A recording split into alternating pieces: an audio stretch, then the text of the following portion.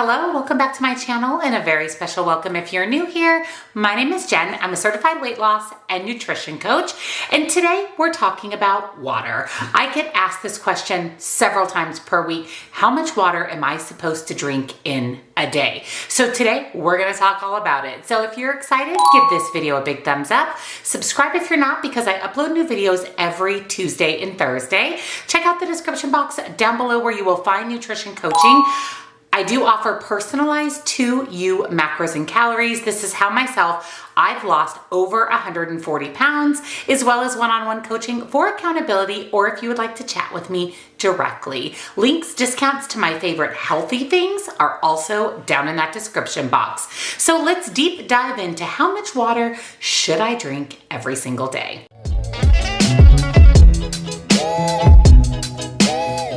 Did you know that your body is made up of 60% water? So that means over half of your body is water. We lose water all day long, mainly in the forms of sweat and in our urine. But we also lose water just from breathing and moving our body throughout the day. So our risk of dehydration every day without intentional movement and exercise and sweating is pretty high. That's why drinking enough water is essential. Not to mention, water helps us lose weight. Water flushes everything out of our body. So there are many benefits to getting in enough water every day. Health experts, and what we've been told for years and years, is 8-ounce glasses of water every day, which equals 64 ounces, which is half of a gallon.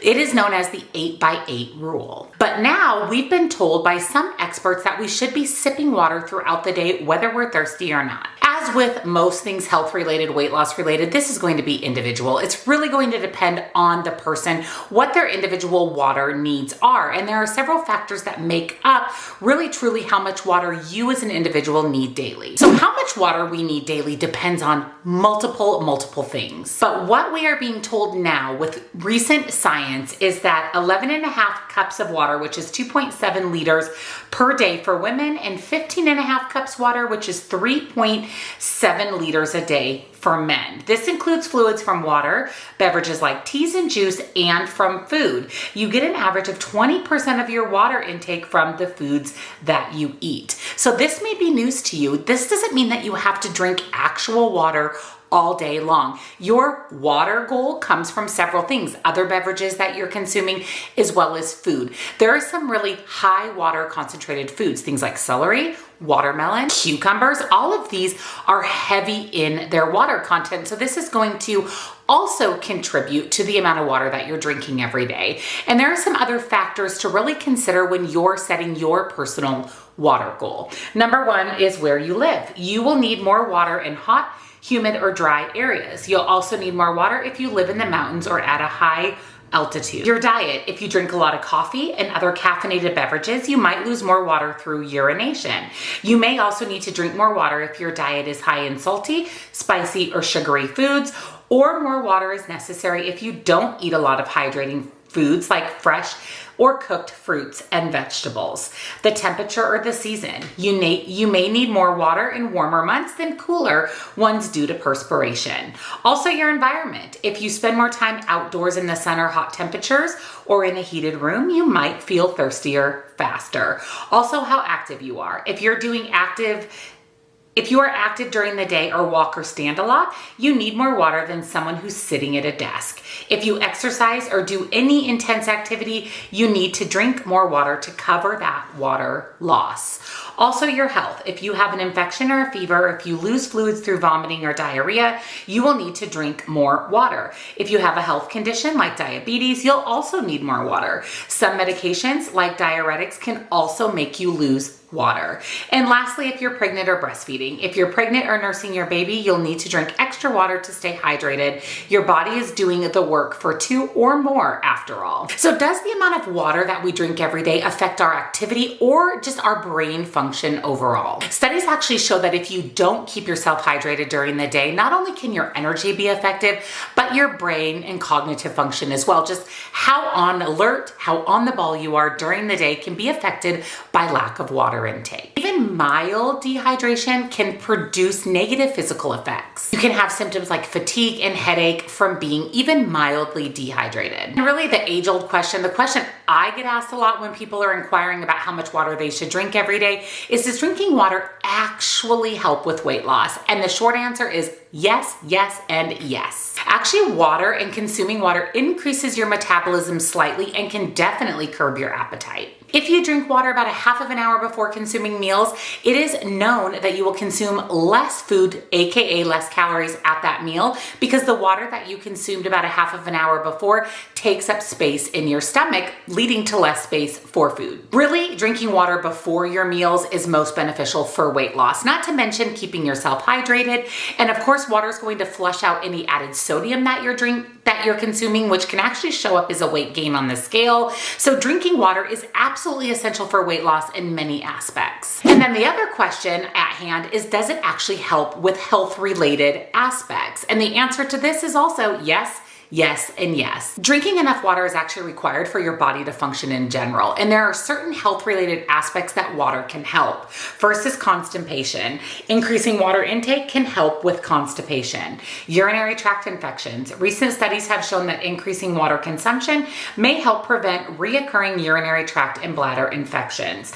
Kidney stones. An older study concluded that high fluid intake decreased the risk of kidney stones, though more research is needed. And lastly, skin hydration. Studies show that more water leads to better skin hydration, though more water research is needed on improved clarity and effects of acne. So what other fluids actually count towards this water goal? We did talk about certain things like iced tea, coffee. Those are still considered to be part of your water goal, but I want to deep dive into some other fluids that you can count towards your daily water consumption. One myth is that caffeine is actually a diuretic, which it is, and that if you drink coffee, you need more water because it's going to cause you to lose water. Now, this is partially true and partially untrue. It is very, very weak that coffee causes dehydration and that coffee causes diuretic symptoms. Yes, of course, caffeine is a diuretic, but you don't have to drink substantially more water just because you had coffee. But there are some other foods out there that actually really help contribute to your water goal.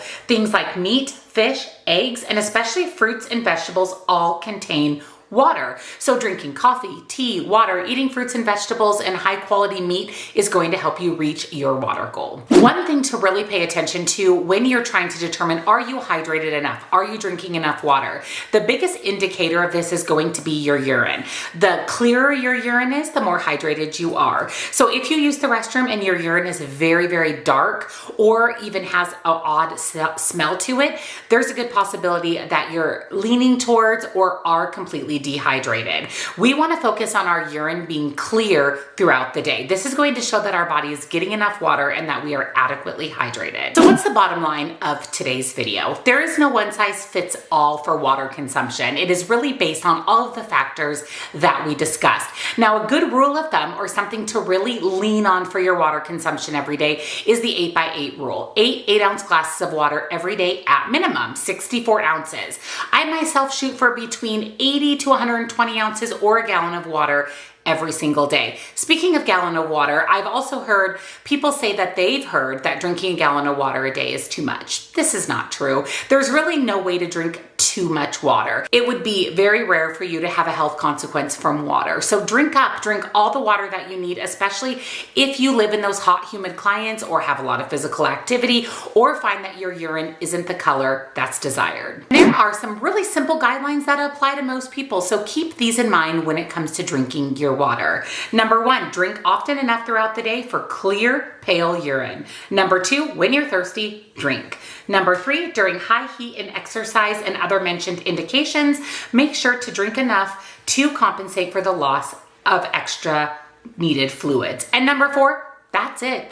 That is the rule of thumb when it comes to drinking your water. So let me know down in the comments, what's your water goal every day? And if you're someone who doesn't drink enough water, what is going to be your new goal after today's video? And if you enjoyed it, give it a big thumbs up. And of course, subscribe if you're not. I would love to have you here, and turn your bell on so you never miss a future video. Don't forget to check out the description box for nutrition coaching. And don't forget to check out the description box down below for nutrition coaching and links and discounts to my favorite healthy things. Go drink your water, and I'll see you in the next one. Bye.